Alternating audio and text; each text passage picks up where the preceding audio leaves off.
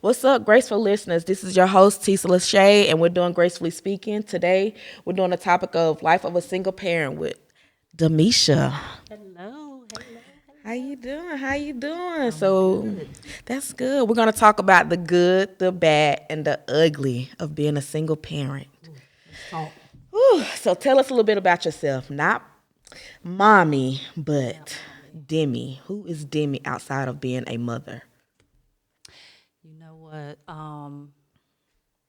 I had to think about that a couple of weeks ago because my family from up top, we'll get together sometimes and every other week kind of have like a Bible study. And that question was actually posed before. And the question was, who are you or who am I? And it was difficult to answer. It was difficult to answer because for so many years, I had that title of I'm a single parent. I'm a single parent. I'm a single parent. And I decided probably within the last year or so, I was like, I really need to get away from that, right? And you tend to lose yourself sometimes. You notice that in relationships, you tend to lose yourself because you're so busy trying to cater to that person you're in a relationship with. And I think the same thing happens when you're a single parent, right? So you're so busy putting yourself on the back burner because you're like, I have to take care of these kids. They have to come first, and you lose yourself. You lose yourself. But to answer the question, in all honesty, I would, I pride myself on a person who is very transparent. I'm big on accountability. You know, if I make a mistake or I'm wrong in something, I'm gonna raise my hand. And in a sense, for years with me being so accountable, I tend to raise my hand for others, and that can be bad, right? Because you tend to take the blame for everything, right? And so with that, I just, I'm a transparent, I'm accountable, I'm a person with a good heart, I'm a giver. I consider myself spiritual, you know, kind of trying to, I was raised in the Christianity religion, right? But, Spiritual, but not more so religious. yes, spiritual, Understood. not religious. But, you know, I'm not going to take anything away from Christianity because if it wasn't for me being raised in that environment, my mom, coming down here during the summers in North Carolina, I would end up over my Aunt Vanessa's house with my cousin Steph. And so we knew Sunday mornings, Right. we was going to Parker's Grove, and we was going not just to church, but we was waking up going to Sunday school. school. Absolutely. And so I don't take anything away from that because it was a foundation for me, and it helped me in my parenting, A few things I got questions on, but that's why I say I'm more spiritual than religious. Transparent, I'm going to hold myself accountable, I'm a giver, I have a good heart, but I'm not going to sit up here and pretend like I'm this perfect person either. Gotcha. Because I have my flaws. I've been a not so nice person, and I'm not excusing that, right? But there were some things going on with me that I didn't even realize were going on with me. And it wasn't until I was in my single parenting after I was out of the last relationship that I realized I was dealing with depression. I was dealing with anxiety. And, I brought that baggage in, to someone else, not even realizing it. Right? Okay. Don't give us too much yet. We gotta Yeah, build it's to all, it. it's all good. It's all good. Don't slow down a little bit. So like this wasn't even a question, but I think it's important when I asked you, who are you outside of mommy, you described yourself as a single parent, not a mother. Like, so why do you make the distinction between like just being a mother, like motherhood, versus I'm a single parent? Like, why not just I'm a mother of, or I'm a single parent, like identifying yourself as a single parent?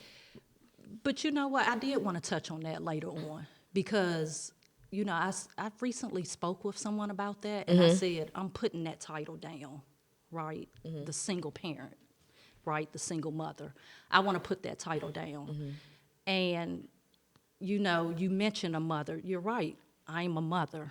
I'm a mother of 3 beautiful children, 25, 18, and 16. I'm almost an empty nester, you know. But yes, you know, I'm a mother, you know, I'm a sister, I'm a daughter, I'm an aunt, you know. But I wanted, it was important to me, especially this year, that I get rid of that title for myself of single parent. And so, yeah, I am a mother, you know. Do your children have the same father? So my son, who's the firstborn, he is his father, you know. And then my 2 girls, they have a different dad. So 3 kids, 2 different dads. Okay. And what's your relationship between you and your children's fathers? Me and my son's father, pretty cool. You know, it's not like we talk or anything, like on a constant basis or anything like Right. that. Our son is 25 years old now.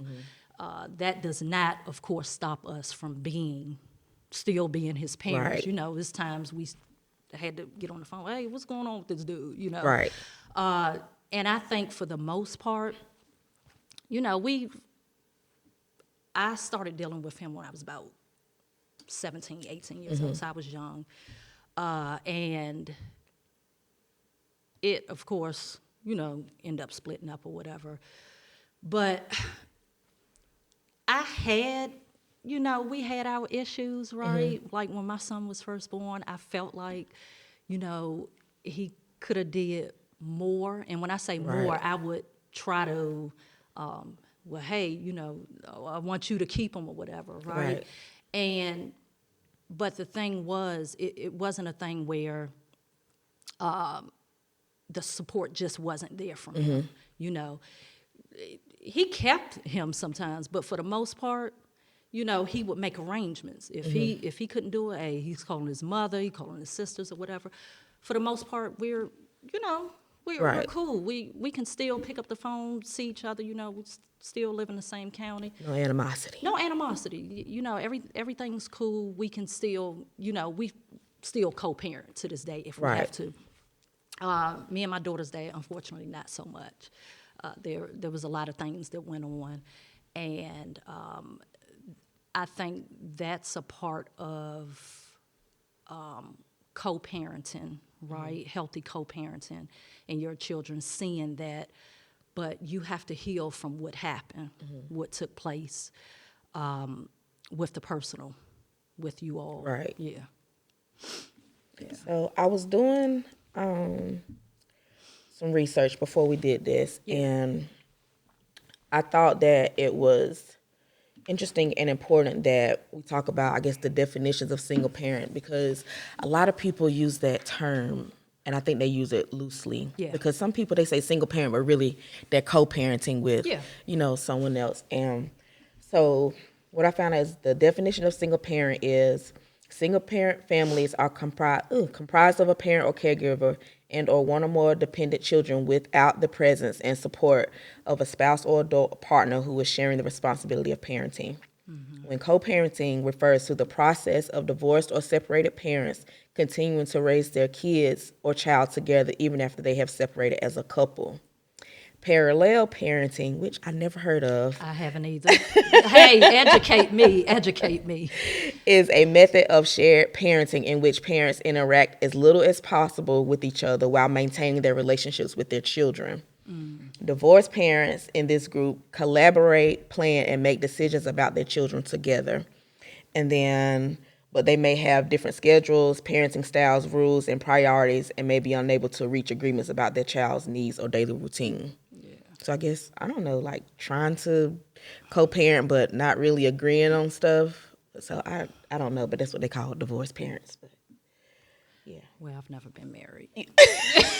So,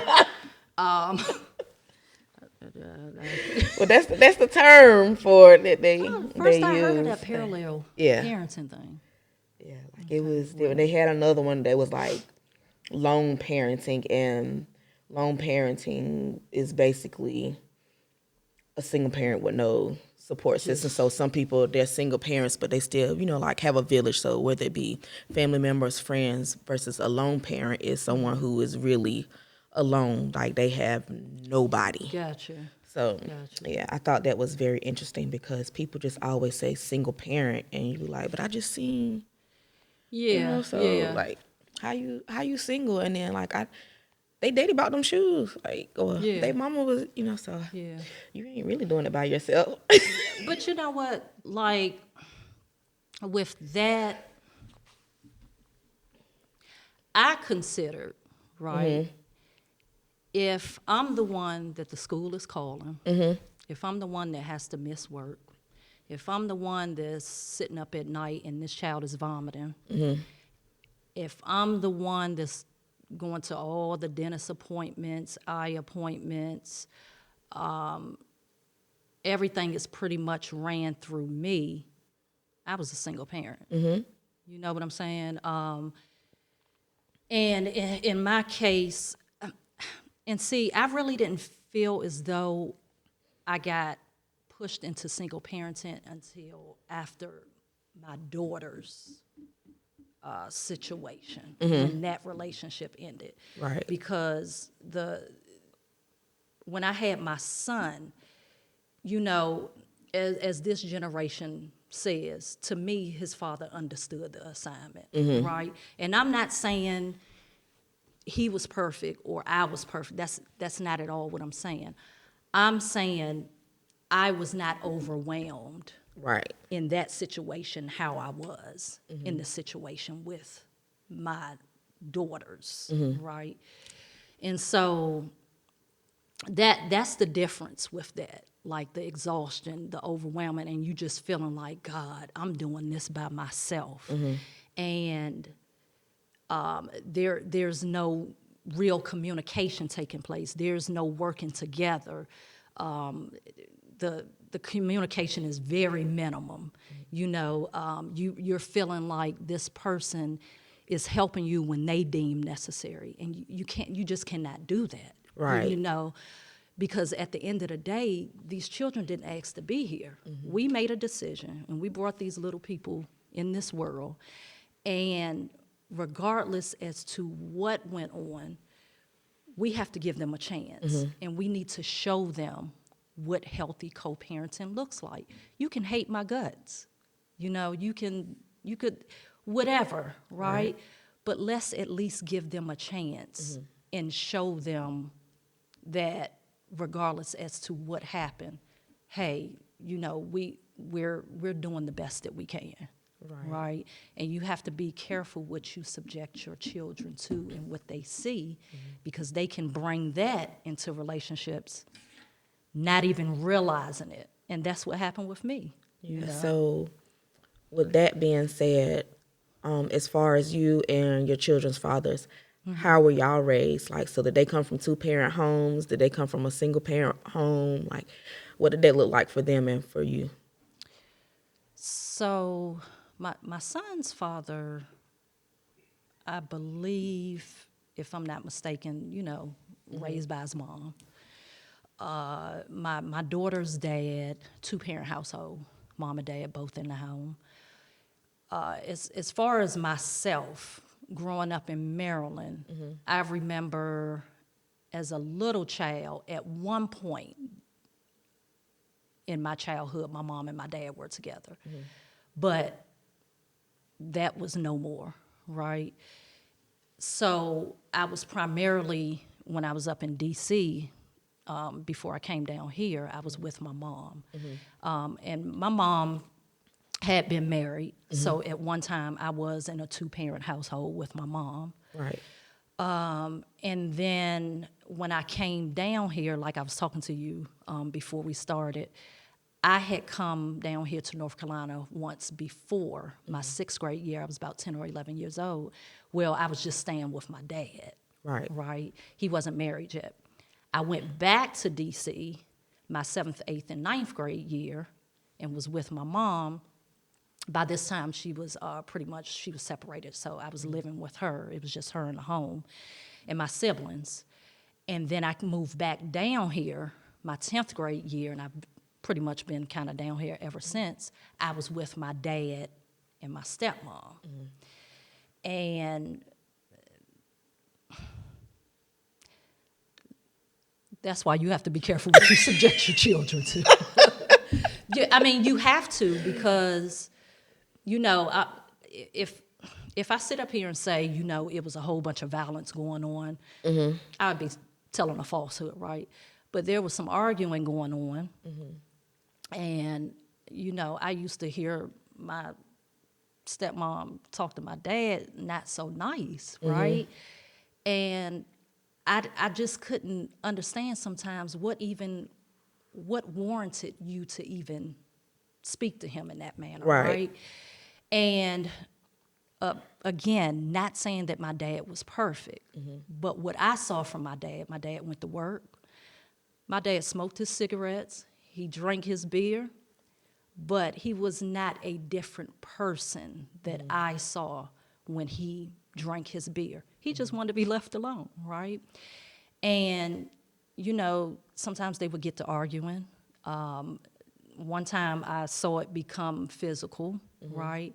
But I later learned, like, you know, being in therapy, like later on in my adult years, that's where my anxiety started, right? My anxiety started in that household because I remember when they would argue, I would start having palpitations, right? I would get really nervous, really anxious, a little shaky. If it happened at night, of course, I couldn't get up and walk out the house. But if it was like during the daytime or something, I can walk out and not listen to it. But what later happened was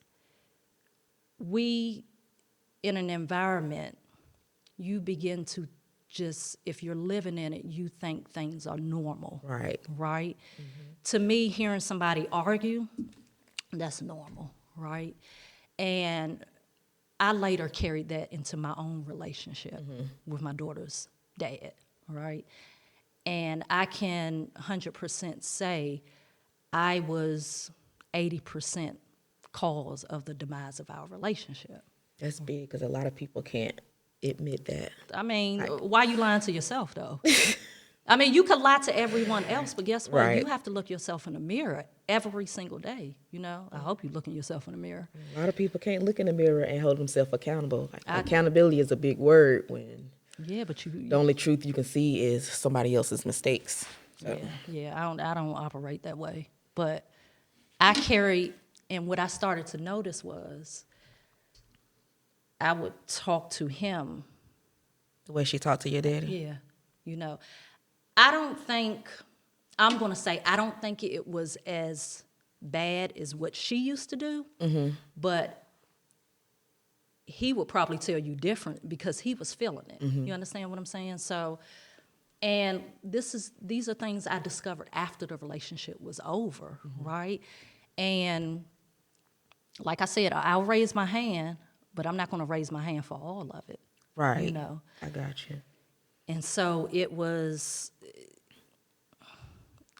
I was a drinker too at that time. And so, you get the popping off at the mouth. And, sometimes you say some things you don't mean. So. I got you. So how much of your childhood and your relationship with your parents do you think affects your parenting relationship with your children?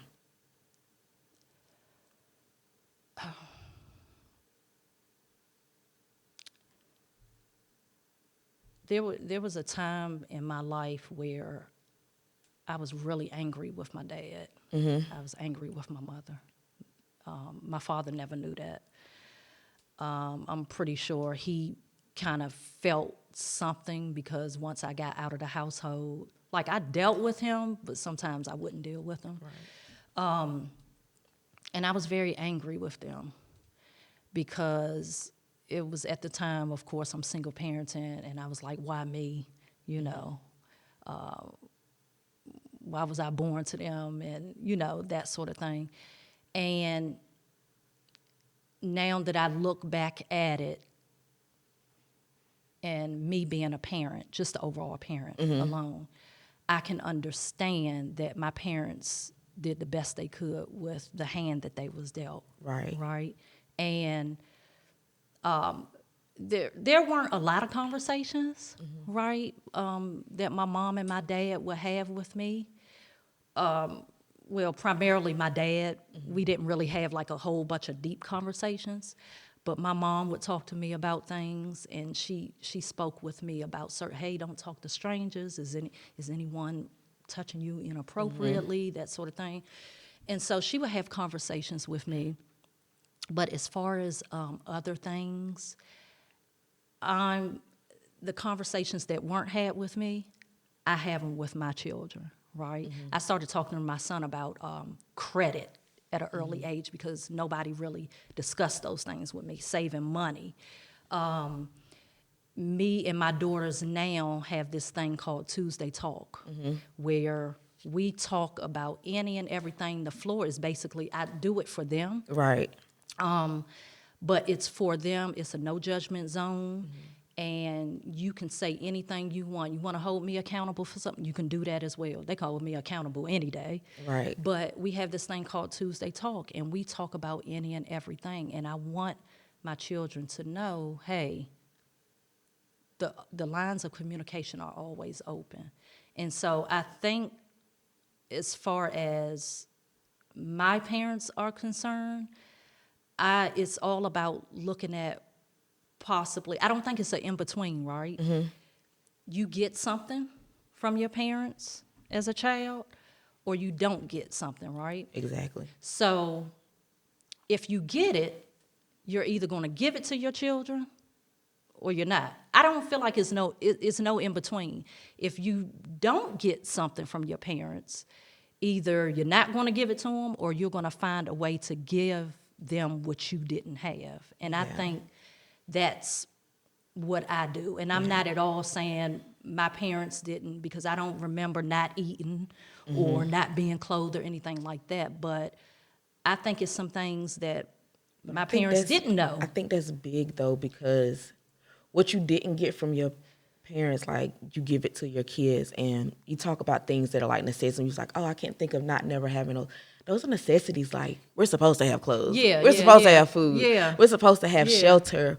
But when you think about the Black community, when it comes to those conversations, rarely will you have anybody, especially like if you're like 80s and before. Your experience is completely different because stay out of grown folks' business.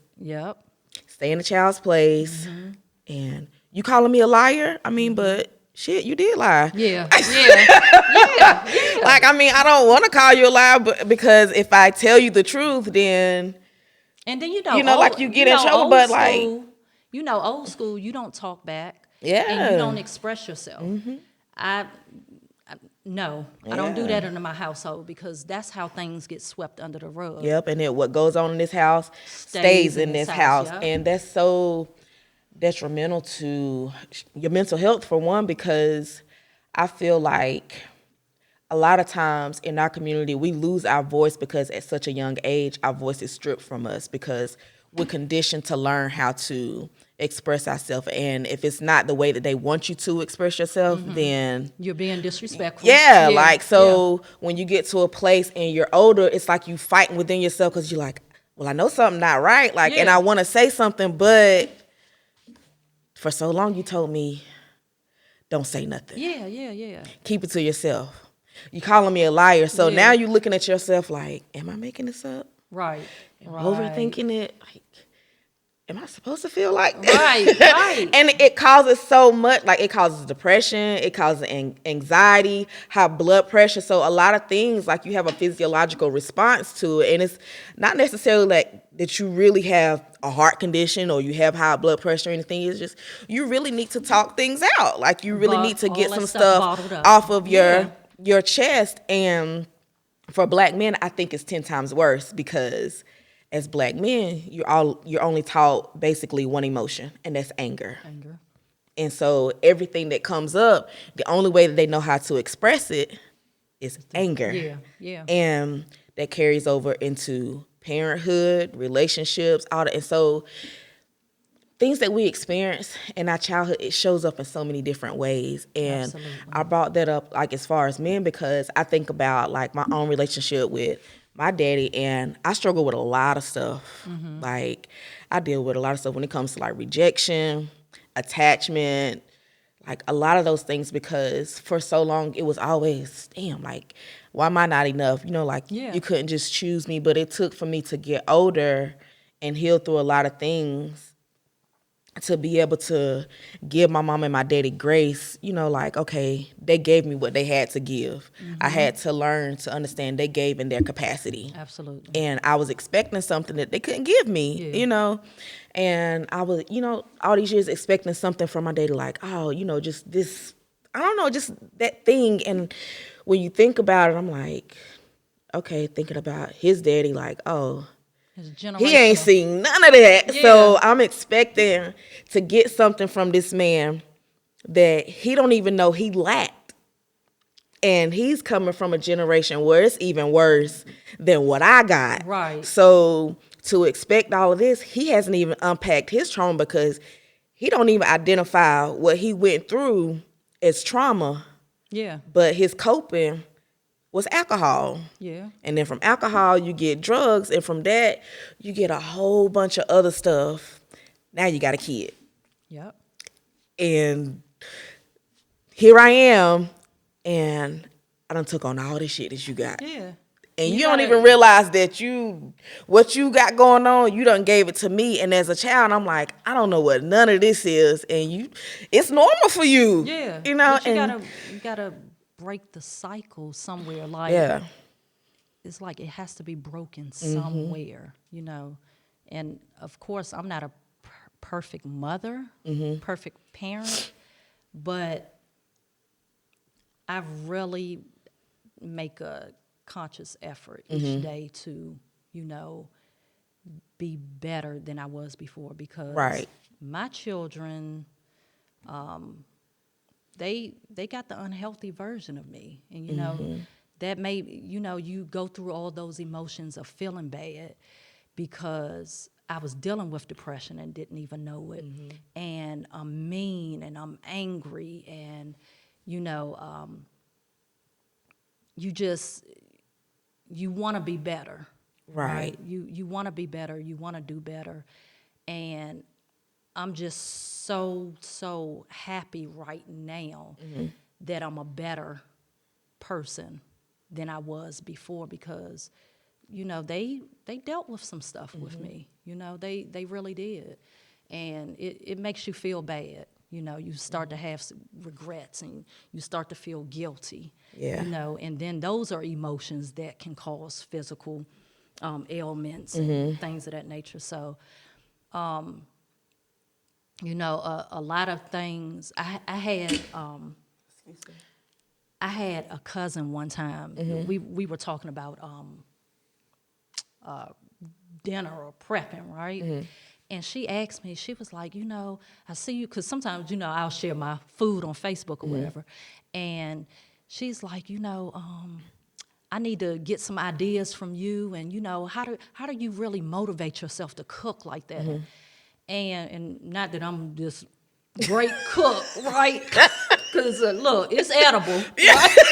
It's edible, but I told her at that time, and I remember texting her this, and I said, you know what? It's personal for me. My daughters going to the high school they're in now, they had to get on the bus really early. Like my daughter's bus come like 6:30 in the morning. I'll be up 5:30, and they will have full breakfast on the table Monday through Friday, right? And she was like, I can't do all that, but it was personal for me because it was at a time where I couldn't get up and do that for my kids. So that motivate that's big for me. I'm up, breakfast on the table, and that was for me, that's big. That's huge. I'm like, because depression, and not that I wasn't feeding them, but sometimes I couldn't get up out the bed. Right. Some people don't even know that, but sometimes I couldn't get up out the bed, and so for me to wake up, I love it. I love now. I don't do a lot of it now because I was still doing it with the because the 18-year-old, she's about to graduate, the 16-year-old. But I was still doing it this year, last year, whatever. But they could do a bagel or something in the morning themselves now. Put a little cream cheese on it. I think that's commendable because I feel a lot of people, they parent from a broken place, not even realizing, like you said before, you don't even realize what you passed on to your children. Yeah. And it shows up, like you said, like in relationships and stuff, because I think I might have been in like my early 20s when I started, trying to realize, like, dang, like, why I keep picking these same people? Like, why? It was like different person, same damn issue. Yeah.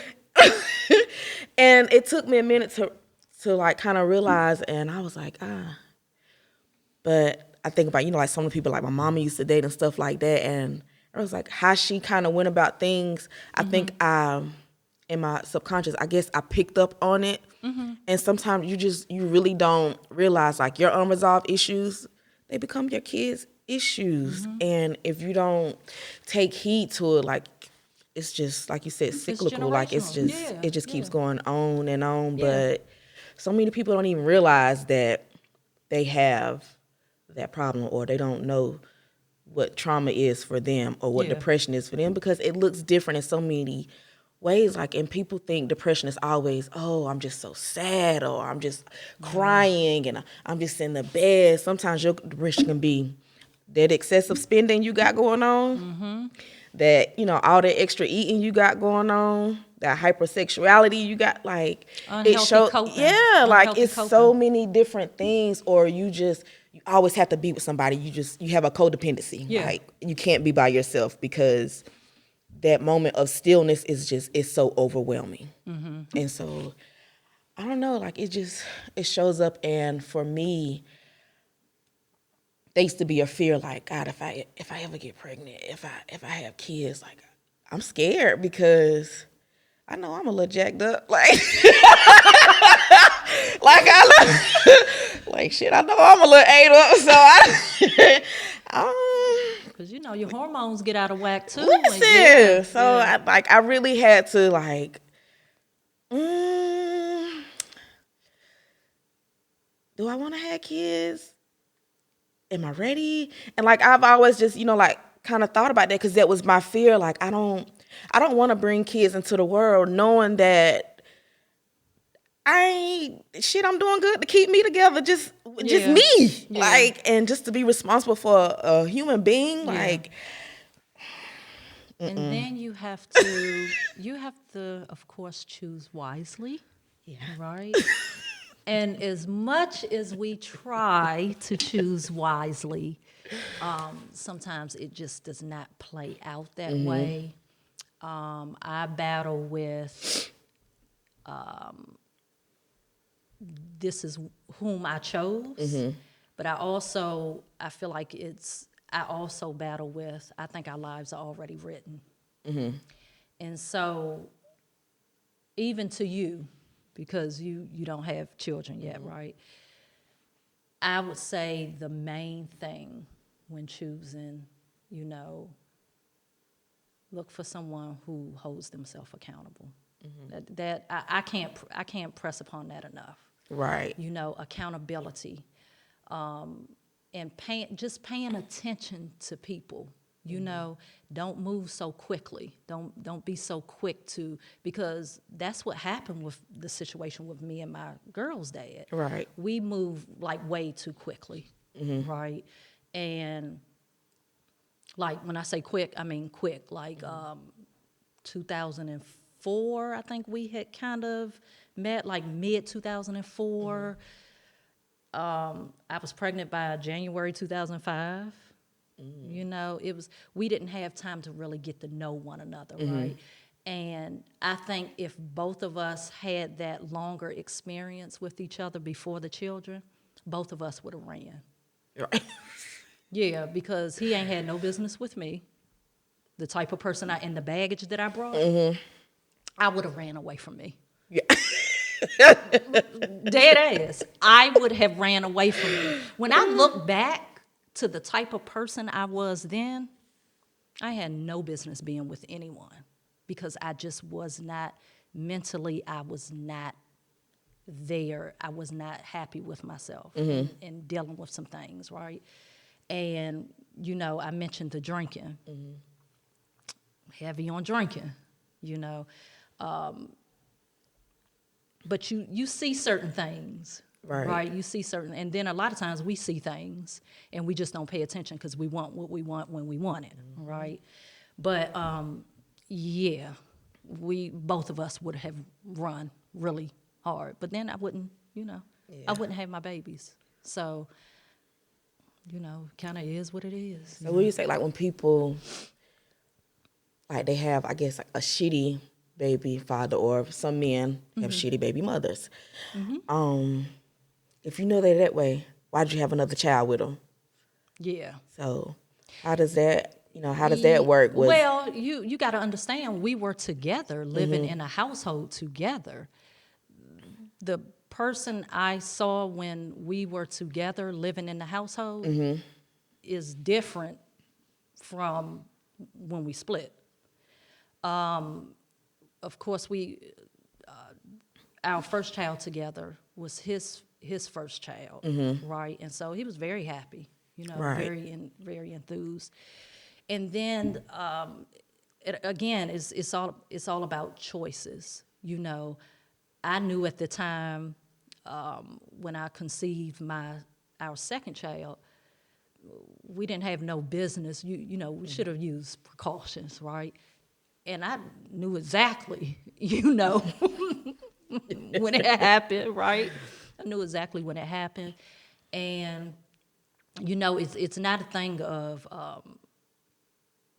you know, he was this way after the first child, and then it was just all bad, and then I had a second child, so it wasn't that, you know, he's a solid dude, you know, but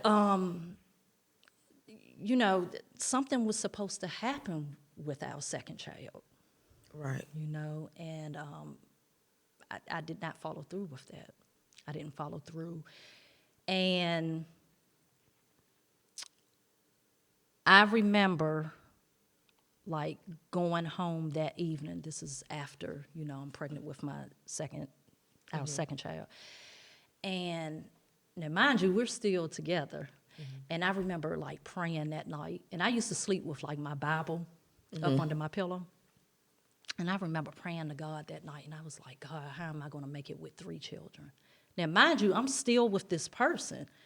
Why am I saying that prayer, right? And I would say my primary spiritual gifting is I'm a dreamer. I'm a dreamer, right? And it's really crazy because I had that dream that night, and I went to bed that night, and I actually had a dream.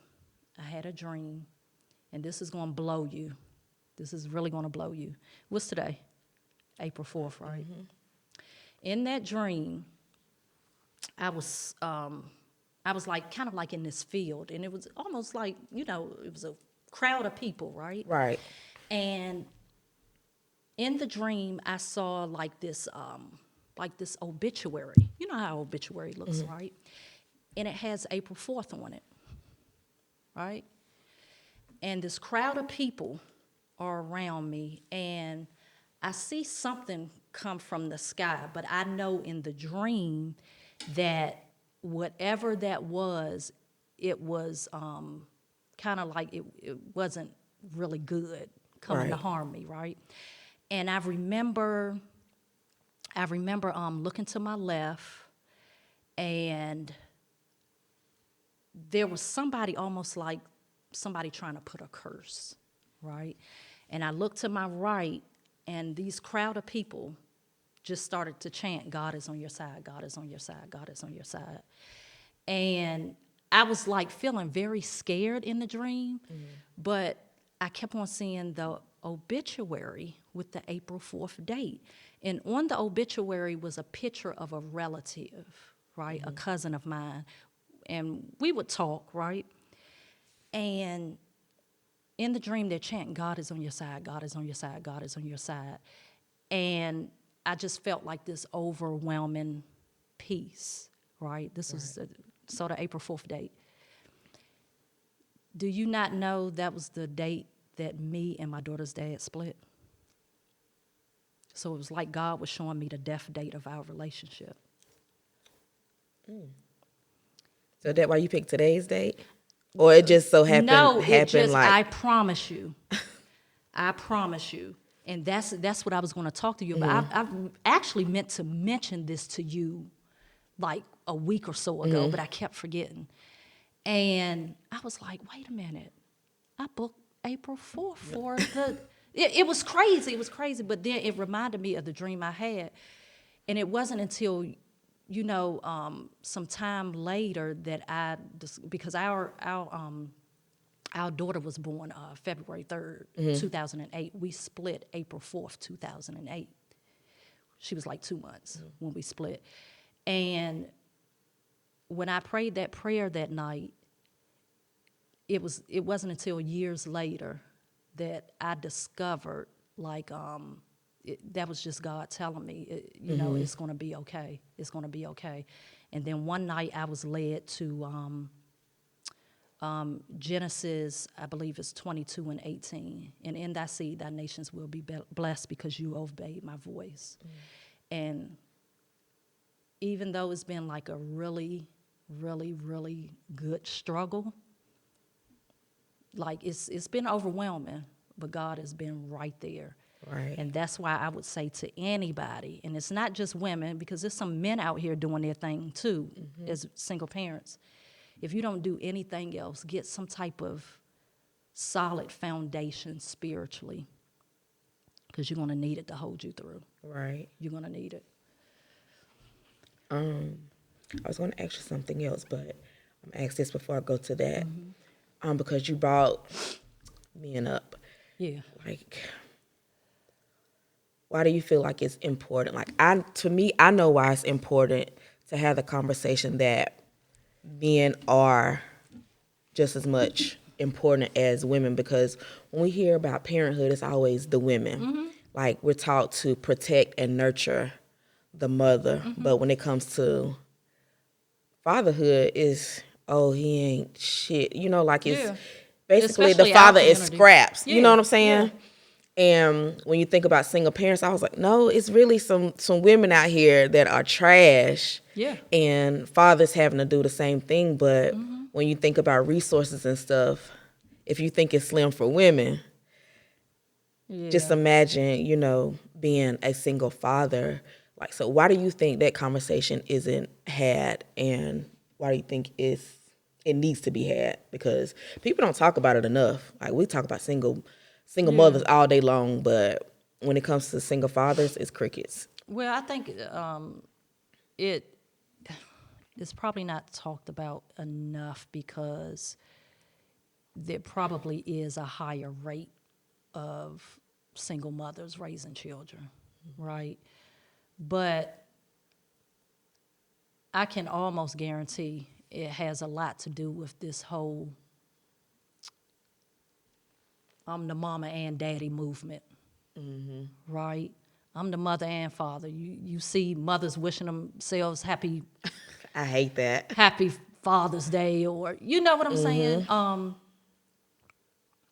But when you have situations where you have women out here that are keeping their children from fathers, which I can't understand that unless the father is just like a total danger to the Right. child. You know, you need to go heal too. You need to go talk to somebody too, and allow him to be a father. You know, but I don't think it's talked about enough because of this whole movement, this independent woman movement. You know, and I don't. I'm not wearing a badge of honor to saying I'm a single parent. That ain't no badge of Right. honor to me. You know, I'm overwhelmed, exhausted, and, you know, I have to take care of myself because if I'm the only one raising them, then I have to be good in order to be good for them. And so I think it's not talked about enough primarily because of the whole independent woman movement. That's just that's my opinion on it, you know. And then you have what you brought up about men not feeling as though they're heard enough. And so they're not expressing it too much. Right. They're raising those kids on their own by themselves, and they're keeping it bottled up. They're not talking, you know, because I have to be strong and I'm the man, you know, and I can't get on social media and bash my child's mother, Right. how these women bash the, you know, the fathers, you know. And so I think if we allow these men a safe space to talk more and to say, you know, you can open your mouth to and express, hey, this shit is overwhelming, Right. right? Because I don't care how strong or tough you are. Parenting itself, even if you're with Right. someone, it gets overwhelming. You see what I'm saying? So, independent woman movement and allowing these men to express themselves without downing them. Right. You know, so I think we just need to start there. Do you think people are going to be as receptive? Like, can people really handle hearing like a man's unapologetic truth? Like, But this is really there are like people. my struggle. You know, There are like people out here who allow men that safe space. They need to find that safe space. If they don't have it, then you need to get the hell away from the people that's not allowing you to do that. right. You know, that's just it. That's for anything or anybody. If you don't have someone that you can go and talk to, if you know you're not into therapy or whatever, but if you don't have that, then you need to go find it. Period. End of story.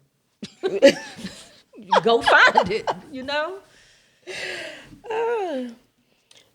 As a single mother, how did you or do you navigate healing through your own childhood and adult trauma while simultaneously raising 3 children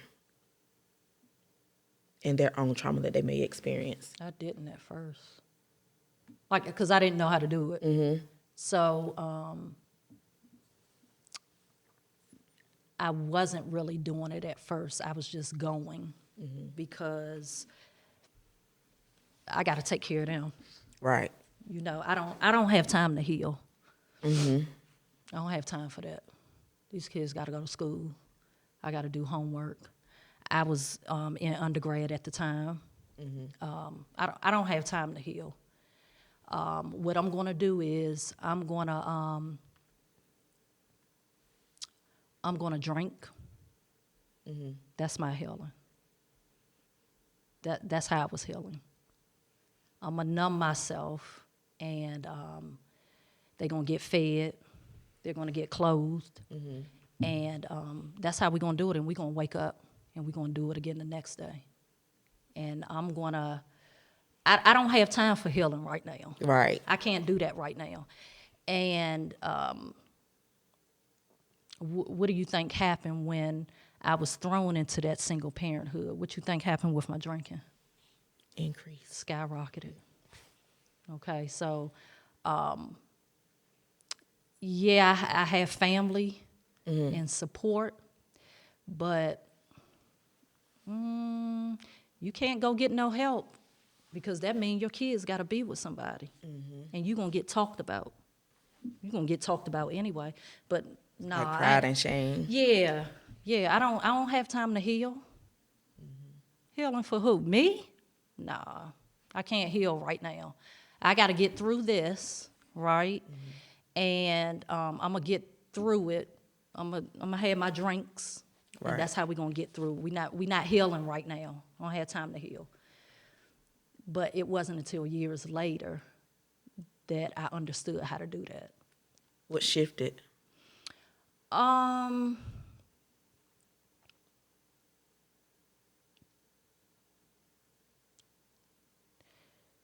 Tapping into going back to how I was raised. Let me open this Bible up. Let me read a couple of these scriptures, right? And at one time, I was going to check out. I was out of here. Put my kids to bed, and I had made up my mind. I was like, yeah, I'm going to go ahead and I'm going to leave a note. And they in the bed, and I'm good. I'm going to go ahead and check out. I don't want to be here no more. And I got in the shower, and I just got like this overwhelming sense of peace. I can't even describe it. And I remember getting in the shower, and I was like, God, you got to do something more. By the time I finish washing this body, I'm going to go ahead and I'm going to do something. I got some pills in there or something. I'm going to go ahead and take them. But then you experience what was talked about when you were being raised. Right. About the presence of God. I experienced something that brought me some sense of peace that night and changed my mind. But then you still go through your thing, right? And one day I just started to move. Like, I saw this YouTube video of Monique, and she was talking about how she just started to get up and walk. Right. And that's what I did. I just started walking. Like, you'll see me post or whatever, I'm walking, and walking is what helped. It's very therapeutic. Like, I love walking, especially walking outside. Like, some people like to just walk inside or walk on the trail, but it's something about walking outside and just being with, like, nature and like, it's something about it. I just started walking. I didn't have to walk an hour or anything or go on no gym or anything like that. I just started walking. And even if it wasn't anything but like 30 minutes, of course, I'm not any vegan or anything like that. But I tried to, I take certain supplements and try to take care of myself the best way I can. But I just started walking. And that walking was releasing that happy chemical.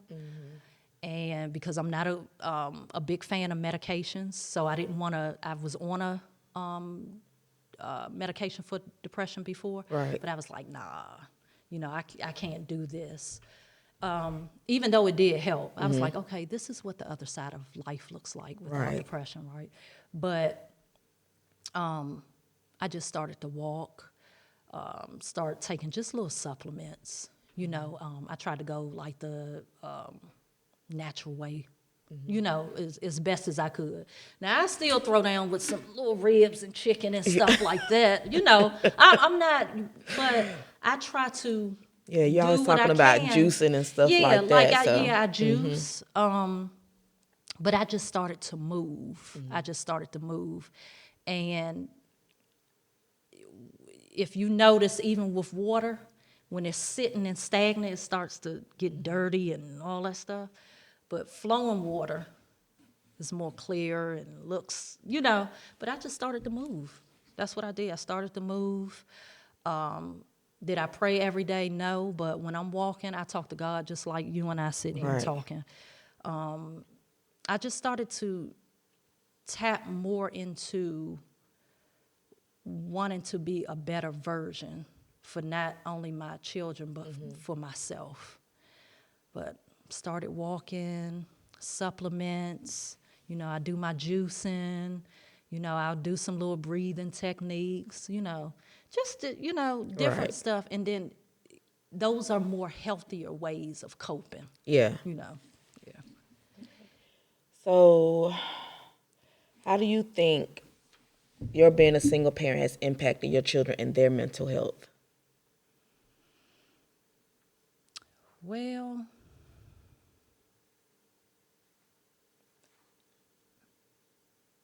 getting them to open up. You know, we did have a little run-in, with one of my children, and I'm pretty sure it had everything to do with how they may have seen me function, or me being mean sometimes, or not that I was beating and abusing them, Right. but my energy was way off. And I would be naive to think that I carried this person in me for 9 months, and my energy does not connect with theirs, right?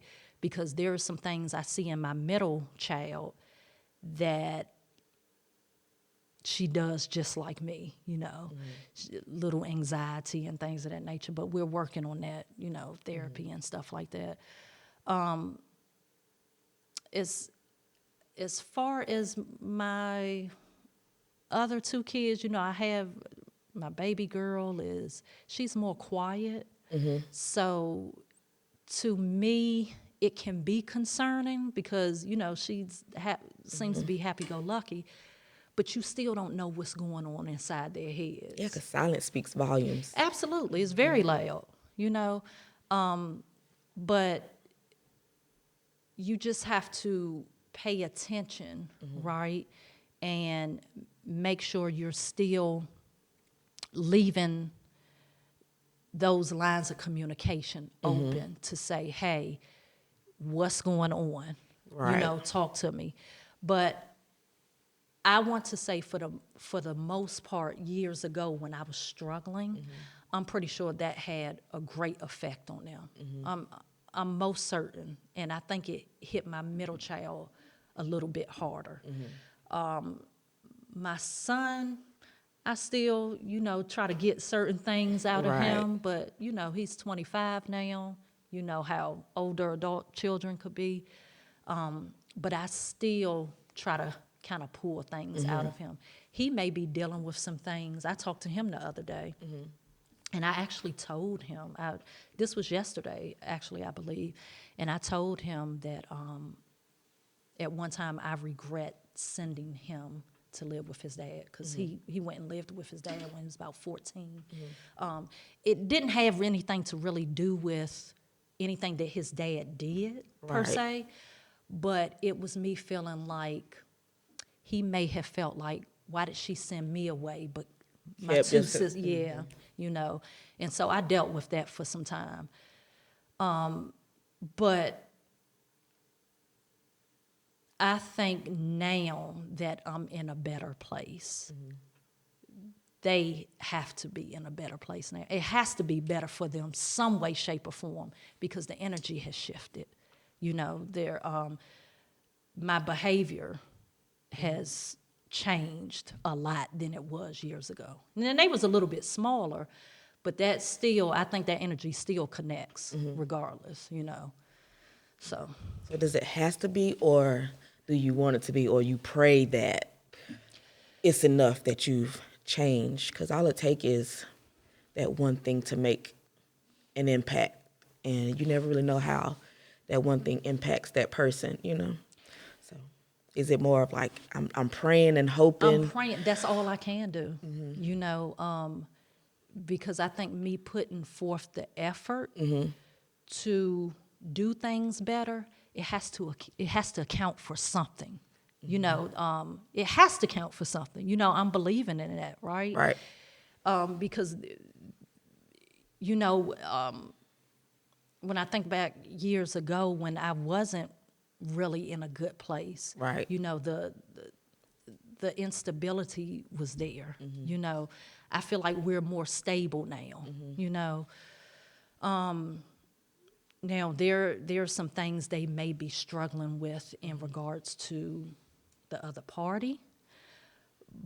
But to me, it's nothing I can do Right. about that, right? Because I've put in the work for about 16 years trying to explain to them how important they are, right?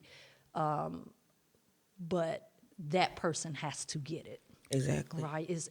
And then they're 18, 16 now. Is nothing I can do. That relationship is that relationship, But I always just still try to encourage it.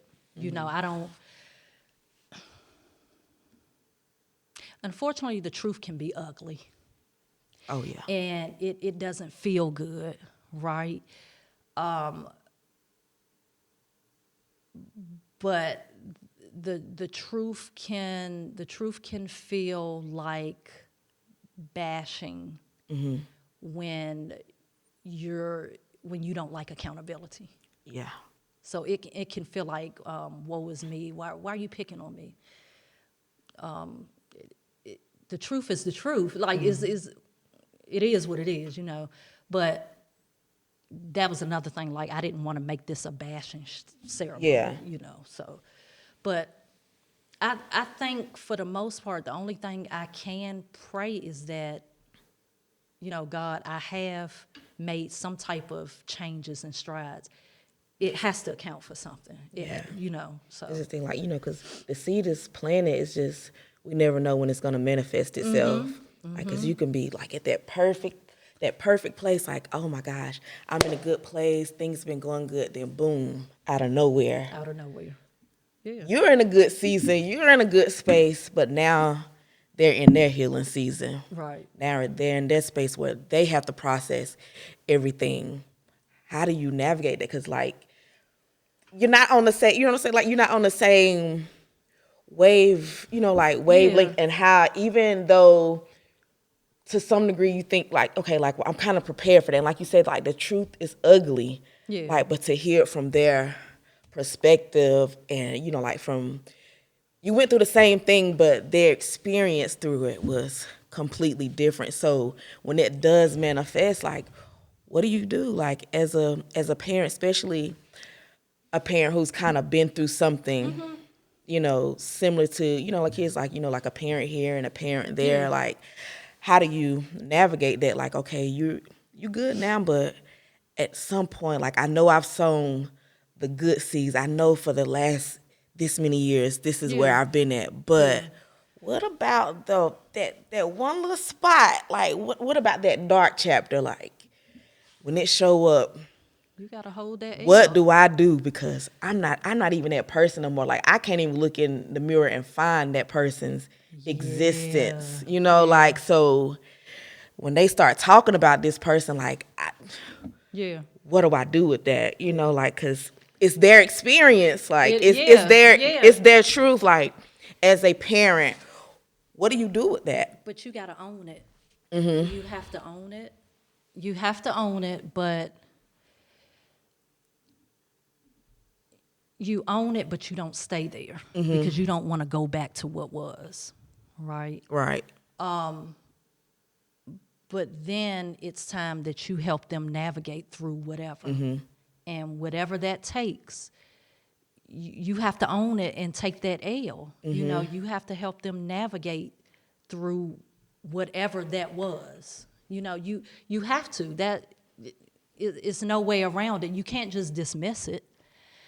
But it's important for you yourself to know you're helping them navigate through that, but don't put it back off on yourself. Hold yourself accountable for it, right? But don't put it back off on yourself and take yourself back to what was, because that's not going to be good for anybody.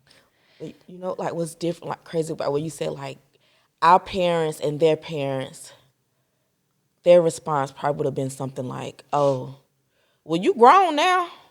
Like, I got you to where you at. I fed you. I clothed you.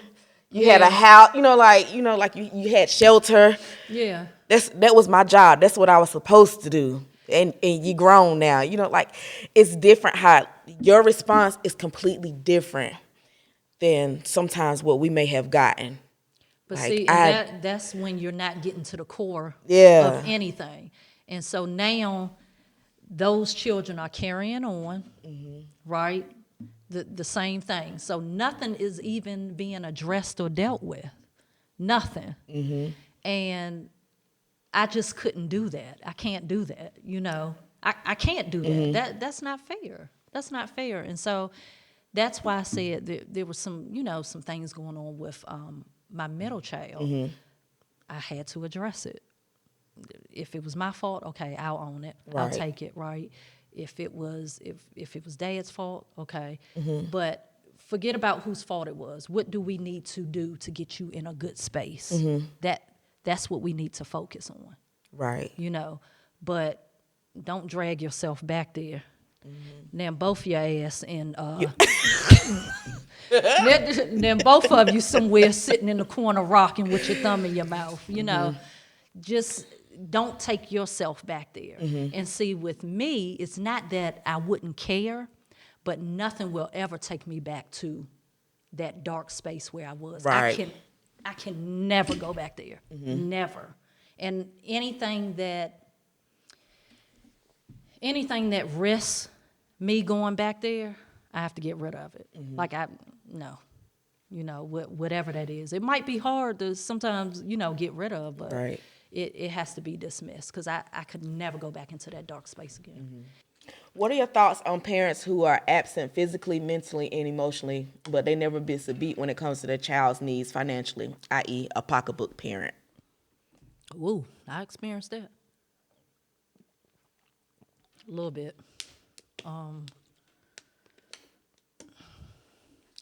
Just from experience, kids, they're not going to remember what you spent, right? Because a lot of times, if you, let's say you're co-parenting on a level where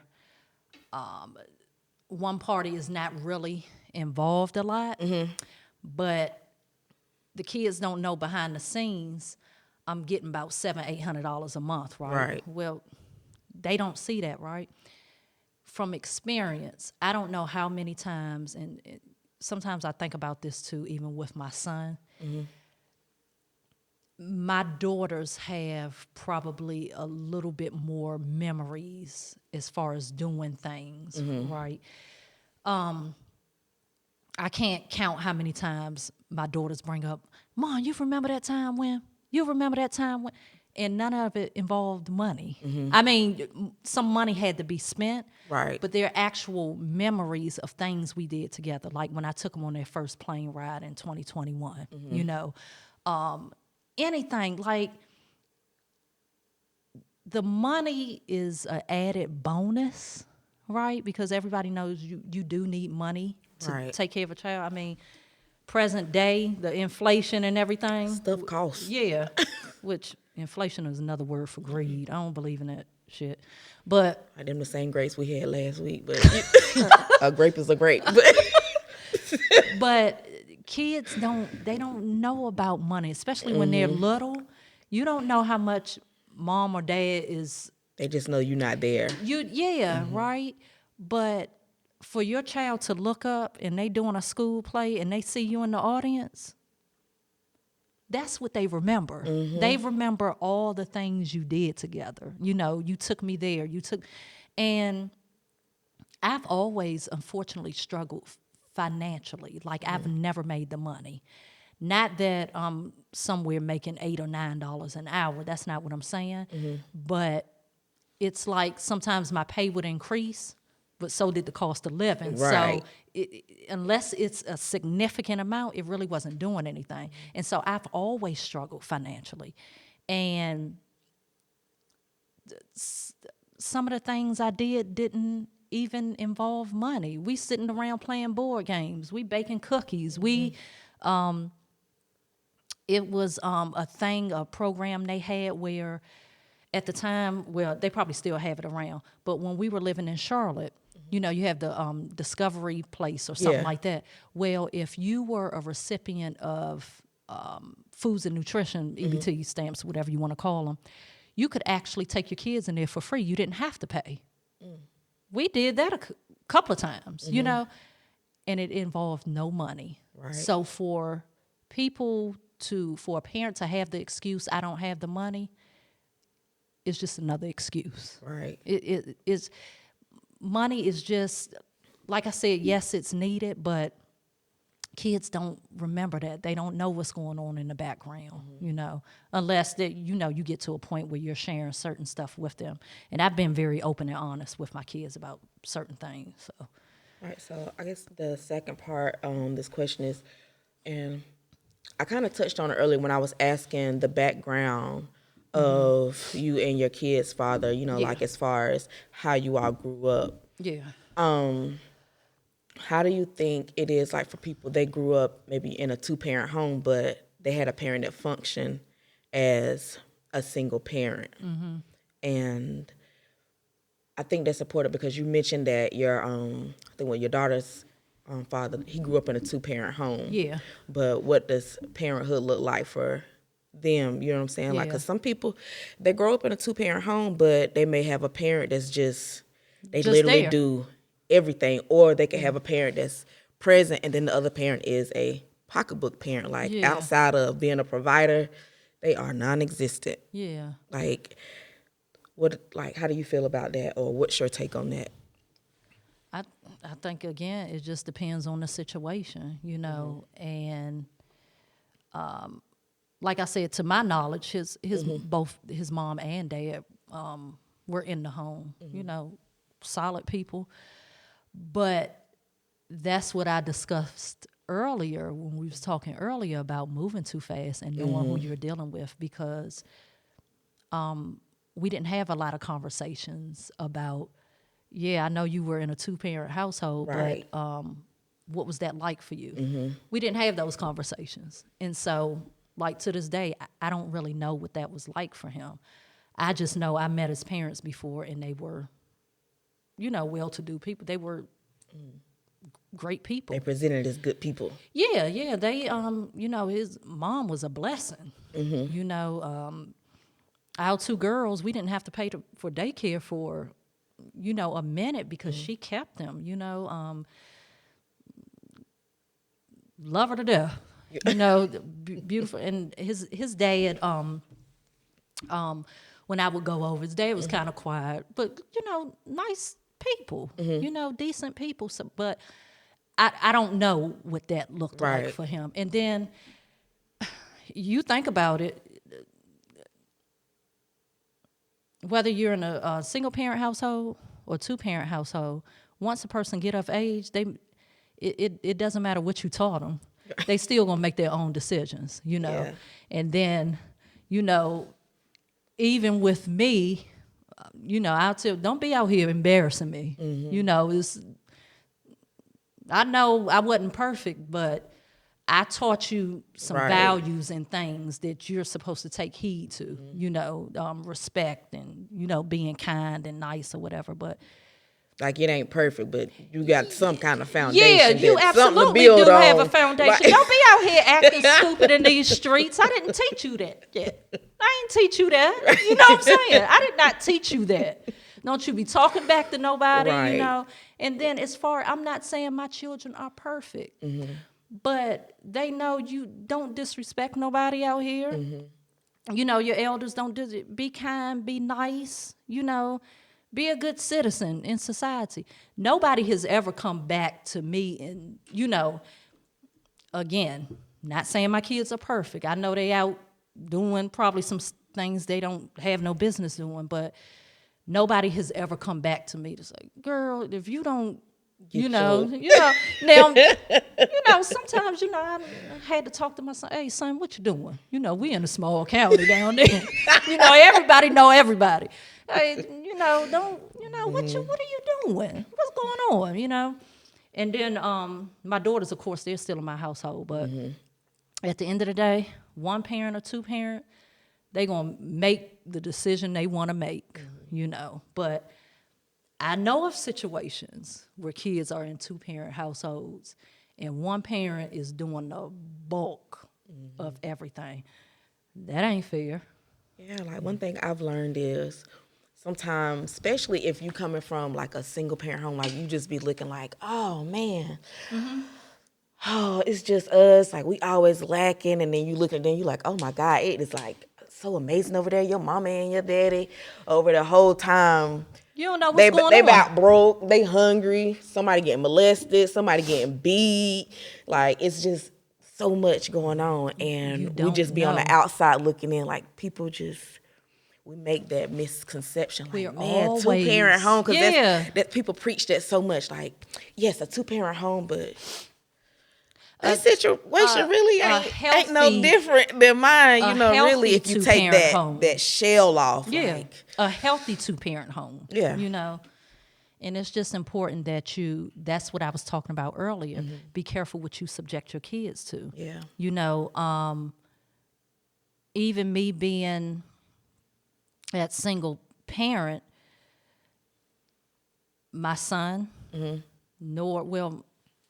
my son could, because he, of course, he was about 5 or 6 when me and my girl's dad met. Right. And so he was the only man that that saw my girl's dad was the only man that my son saw, right, but my son nor my daughters could ever tell you they saw anybody laying in mommy's bed, you know, because I didn't date. You know, I still and that was don't really. my next question was Yeah. how has being a single parent affected your love life, and then the other side of that is at what point is it okay to introduce your kids to someone else? I can't tell nobody that. Like, because for me, it just depends on the situation. And, you know, hopefully, because my prayer, God, give me discerning, a discerning spirit. I think I got a pretty decent discerning spirit, right? But I'm still single now after 16 years. Right. That's not saying I haven't dealt with anyone in 16 years. However, had 3 kids in the household, 2 of which are girls. You hear the horror stories all the time about a mom that has a boyfriend and the abuse Touching on is the taking kids place. and- yeah. And right, I would never have ever been able to forgive myself for that, right? Nobody has. I have a friend that I've introduced my girls to, and it's a friend, right? But they haven't stayed in, you know, none of that goes on around them. But I was single also for years for a myriad of reasons. So you break up, you go through that thing of the heartbreak, right? The guilt of it being your fault. Then I went through not being very confident in myself, Right. not feeling like I have anything to offer. I have 3 kids. You know, who's dating single moms these days with Right. 3 kids, right? So I went through different stages as to why I was single, right? But then now, and then I also went through a thing where I'm not all together, right? And not even that I didn't have anything to offer, but I'm not all together. I'm not bringing that baggage to someone Right. again, right? That's not fair to them because someone could actually enter your life that genuinely cares about you, right? I got too much going on. I'm not about to hit you with that. That's not fair. So I went through a ton of things as to why I'm single. But my main thing was I was careful about it because I didn't want anything to happen to my children, right? And it would be my fault. And I brought this person into my life. They did something to my children. Right. And first of all, you got to go. And I'm talking about more than just split. Like no. You know what I'm saying? Like, Yeah. That's my child. Exactly. That's my child. No, right? But I think as far as bringing someone around your children, you need to be very sure, very sure. And if you don't think you're in that position to mentally, if you're not that confident in yourself at the moment to say, okay, I like to well, you know what? Wait till you're empty nester, and then you maybe bring somebody around, but I think it just depends on the situation and what someone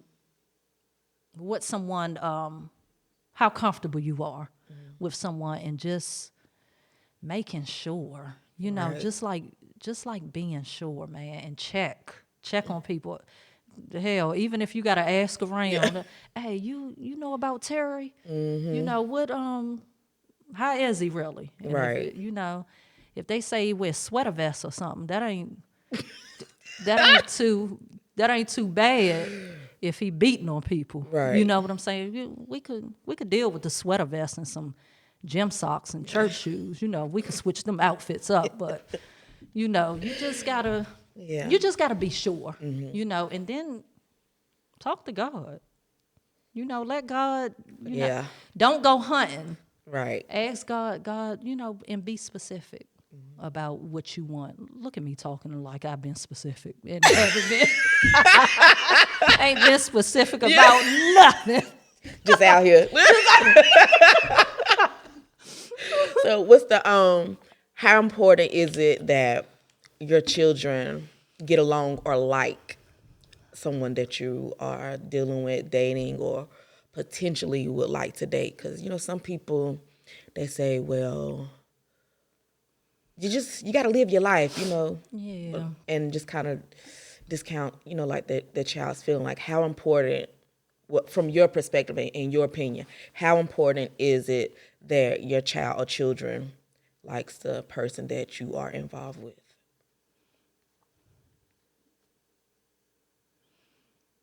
It's very important, right? But even my friend that I introduced to they ain't gonna like nobody. They don't. They don't. They don't like nobody.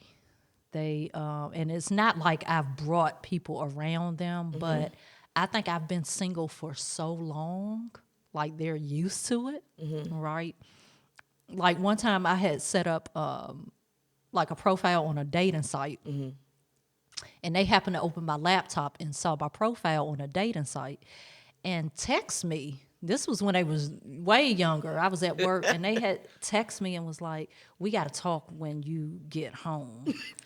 And I'm like, okay, I get home and they was like, look what we found. You on a dating site and you going to get catfished. And I was like, first of all, mind your business. And second of all, put my damn laptop back in my room. But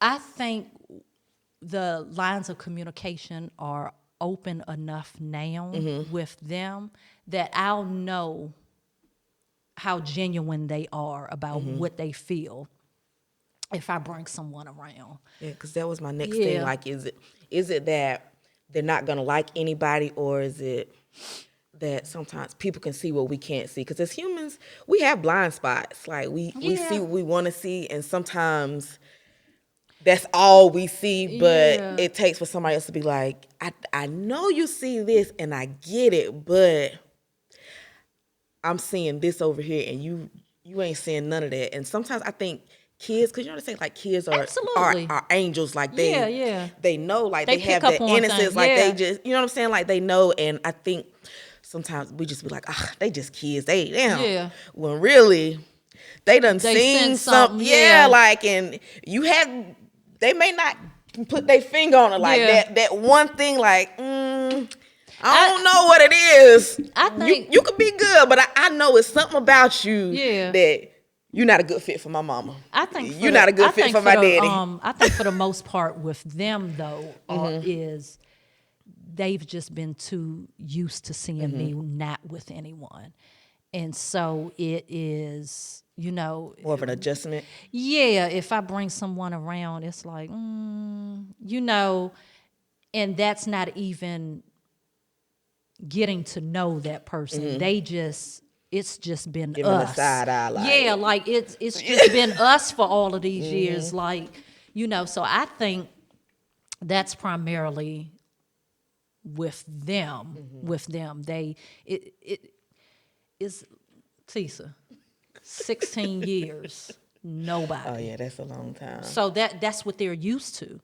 That's what they're used to. So and it could have been something where I should have maybe introduced or dated, way before them, but it wasn't the time. Like too much stuff going on. I wasn't ready. So So what does it look like now? You feel like you're ready now? Especially with you been getting ready to be an empty nester. yeah, I'm ready now, but That was a long pause. Like I'm ready, but I still, I still got some stuff with me. Not mentally or anything like that, but I still, it's like I want something, but it's not on the forefront. gotcha. Like it used to be. Like because everybody around me, my little 203 sisters, everybody, because about 3 or 4 of them are married. I think like 3 of them are married. And then one is with someone, and then other ones, like I'm single. I've always been the single one for these past umpteen years. And I'm like, I want that. But it's just not on the forefront. Gotcha. Right now. Like I'm at the point now in my life where if it happens, it happens. If it don't, it don't. Like I'm trying to concentrate on some other stuff. So Okay, so what is co-parenting, like healthy co-parenting, like? what does it look like? No. I'm trying to figure out how I'm gonna ask. Let me just read it. Okay. So if someone has a healthy co-parenting relationship with another parent, and that other parent gets married, what does that look like when you bring another adult into the situation? So, okay, you getting ready to be an empty nester now, Yeah. but say you meet somebody and he has children or has a child, they're not quite ready to graduate. What does that look like? He's coming in, he got a baby mama. Now you're in the equation. I'm not dating anyone. Yeah, or like, or vice versa. Like your son. Like I don't know if his dad, like ever got remarried or other kids or whatever. Like, what does that look like, as far as if he ever had another woman to, I guess, co-parent with him while y'all are raising your son? Like, what does that look like? I guess if he's married. If he's married. Yeah. Well, my daughter's dad, he's married. Oh. Yeah, he Well, in that case, what? Never Yeah. mind. Well, if he. Yeah, he's married.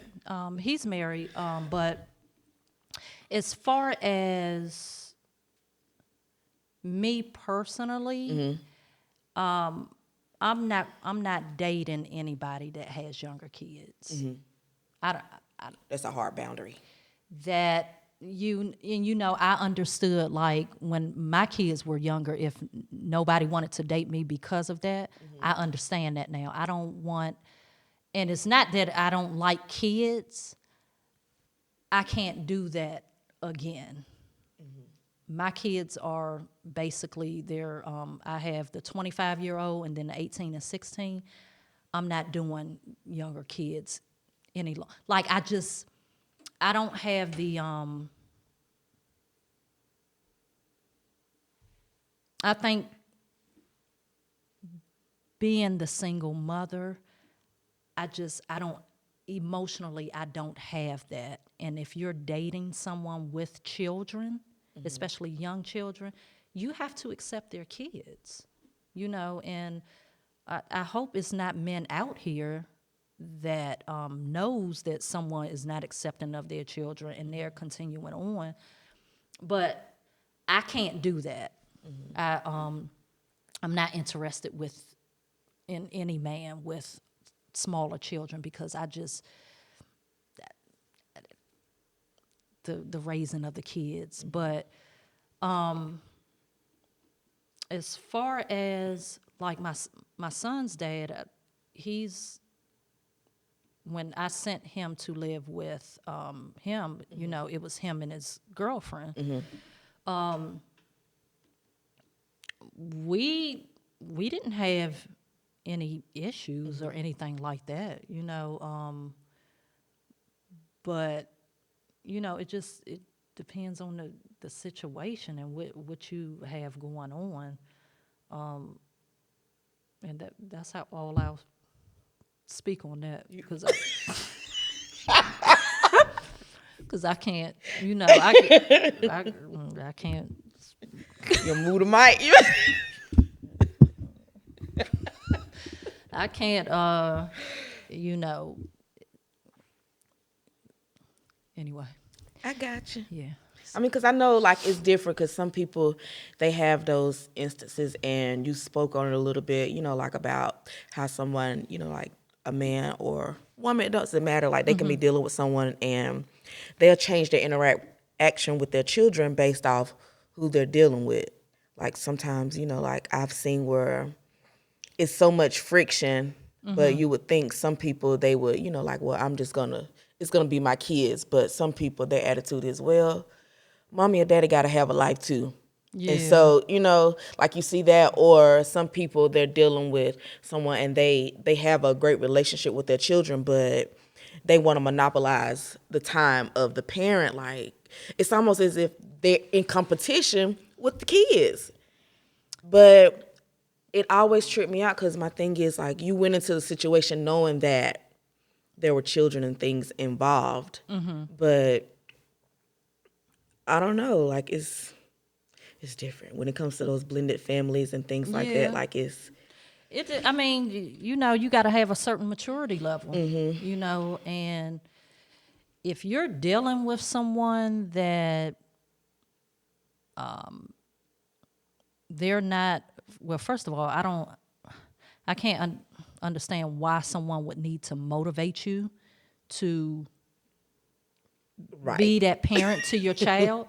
But if you're dealing with someone and you have to push them to kind of be with their children or whatever, if you know they have children, what we dealing with here? You know, because it's nothing a man could tell me if I know you have children and you know when a person is active in their kid's life or not. You know what I'm saying? And so there's nothing a man could tell me if I know he has children and I don't see you being as active. Like, that doesn't make sense to me. Like, I'm going to be asking some questions, you know, hey, you know, what's going on? Well, you know, but, you know, people just, you know, different people do different things, you know, and I couldn't be that selfish. Like, if I was dating someone with kids that I needed their time. Like, if I know you're treating your children well, then I know, you know, I stand a chance of you treating Right. me well. But if you're somebody that you created and you're barely active or whatever's going on, ain't nothing, man, you can talk about. You know, it's absolutely nothing we can talk about. Because if So, you can't give your kids time, like, yeah, like you never prioritize me. yeah, something's wrong. Like, something's wrong. Something ain't right. Something ain't right. So, you know. I don't know, man. We at our time mark. I mean, you got anything else for the people? Anything you got coming up? By the way, I want to make it very clear. Although we are on my platform, Yeah. this is Misha's episode. This is her idea, her baby. She's not gonna want to take credit for it, but this is her baby. She has a lot to say. So whenever y'all see her and when you see this, make sure you encourage her and push her to use her voice and to kind of step out that shell and and do her own thing because she has something coming. Do I? Yeah. Oh, okay. All right. Well, Yeah. no, you know what? I wanted to do this to. It's amazing how we're in a world, billions of people, but when we're going through something, we just feel like we're going through it, right? Right. We feel like really alone. And single parenthood for me, that was a time for me where I just felt like I was by myself, right? And not that I didn't have the support, because I did. You know, I have my family, I have my friends, but then you go through that period where you don't want to burden anybody, you don't want Right. to ask anybody for anything. I saw something where it says, I don't like to ask for help because the help can't wait to say I needed help. And so, you know, for people out here, men and women that are single parents, you are not alone. I would suggest, you know, and the real MVPs are the ones that don't have any support. They Those don't have lone no, parents. yes, they don't have no family or friends, that's, you know, that they can get a break from, you know, being overwhelmed or anything. But, you know, get up, get out and walk. I know that's something simple, but trust me, it helps. It helps. Walk, find you some type of support, healthy coping mechanisms, you know, because like I said, my unhealthy coping was, I'm going to get me something to drink, you know. But find healthy coping mechanisms, right? Whether it's Right. meditation, breathing techniques, or whatever.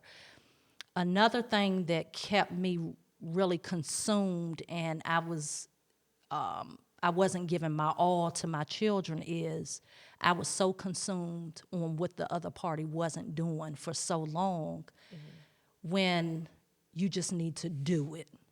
Do what you have to do. The other part, trust me, that other party, that's none of your concern. Do what you have to do. And trust me, God is going to send everything you need.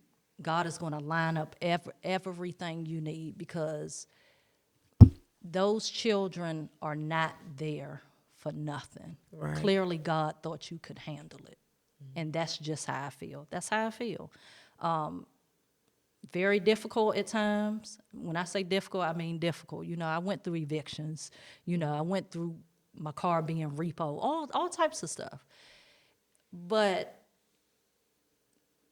you know, living with people. But at the end of the day, I got up. I believe everybody has a light bulb moment.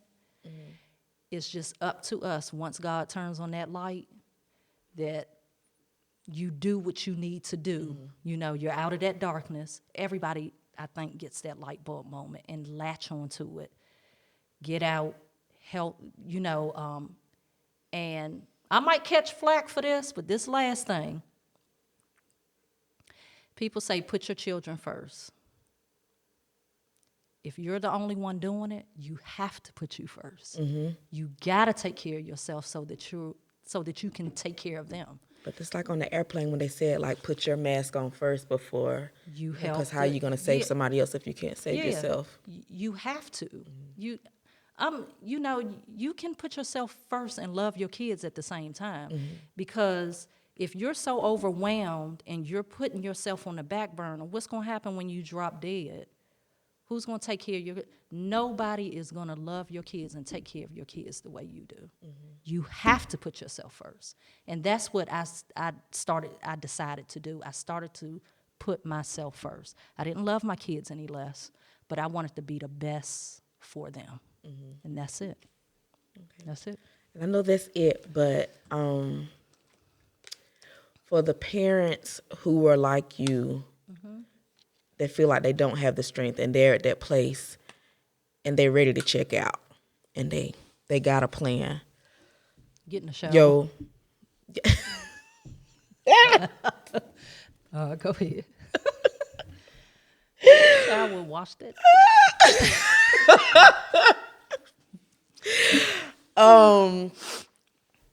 I just want you to take a minute to speak life into somebody else, because even if we just reach one person with this episode, I just want you, I just want to encourage you to just speak life into that one person. Like if you had somebody that could come to you, that could have came to you and said something, what is it that you would have needed to hear to make the difference? Like I know you know you had God, but everybody don't have that relationship.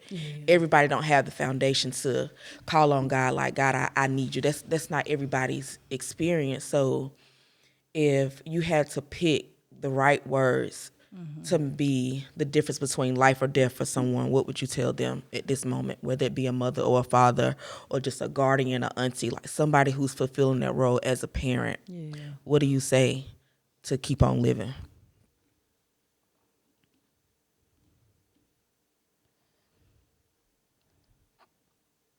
It gets better. I promise you it gets better. But you have to want to stick around. You have to stay around to see that better. Like it's plenty of times I wanted to throw in a towel. A lot. But it was also something bigger in me that I wanted to see what tomorrow would bring, right? And so every day that God allowed me to open my eyes, I started to say, thank you, God. And I'm like, okay, what hand am I getting dealt today? I love a good hand of spades. Yeah. You know, our family does. Yeah. And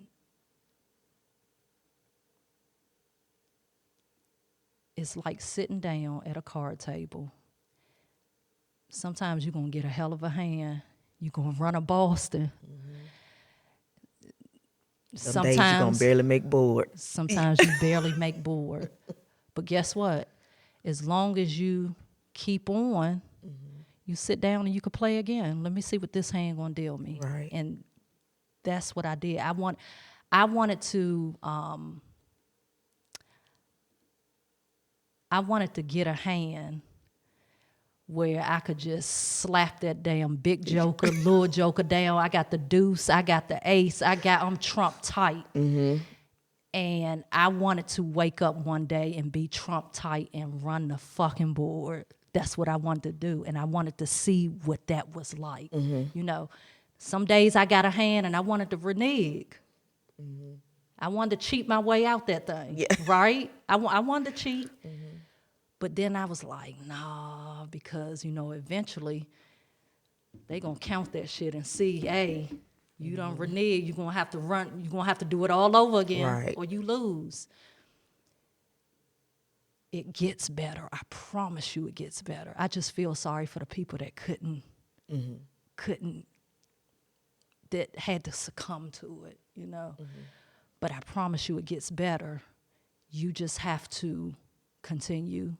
When God, each day that God allows you to open your eyes, you got to know it has to be something better coming, because you'll continue to open your eyes. And that's what I had to hold on to. And better actually came. It actually came, you know. And you know for yourself, past couple of weeks has been like crazy, right? It's been like it's almost like God was like, see, I told you. I told you in the dream you had that night. I told you. And so I think if anybody who's out there and you're that single parent, if you sit still long enough, God will tell you what God is going to bring you into. Right. But it gets better. It gets better. You just got to stick around. You got to stick around to see. That's all. Well, good people, this is our episode on single parenthood, the good, the bad, and the ugly. As always, I thank you and I appreciate you for watching my channel. And I just want to encourage you, as always, to take your mental health seriously, because it's just as important as your physical health. And it's okay to not be okay. Absolutely. Like it really is. We're human beings. Like nobody is perfect. No one is gonna have a great day every day. And know that it's okay to have a moment and be like, you know what, I'm not okay today. And it's also okay to ask for help. Yep. There's nothing wrong with asking for help. It doesn't make you weak. It doesn't make you lame. It doesn't make you stupid. It doesn't make you any of those things. It actually makes you strong to know that you're in a place and you need some assistance. You don't always have to do it by yourself. And if you in a circle of people and can't nobody help you or you don't feel comfortable asking them for help, get new people. Because at least one person in your circle should be a safe space for you. So check your circle, but most of all, check yourself and make sure that you're okay. Know that you're loved. You are enough. This is Gracefully Speaking. I'm Tisla Lachey, and we're done. Right.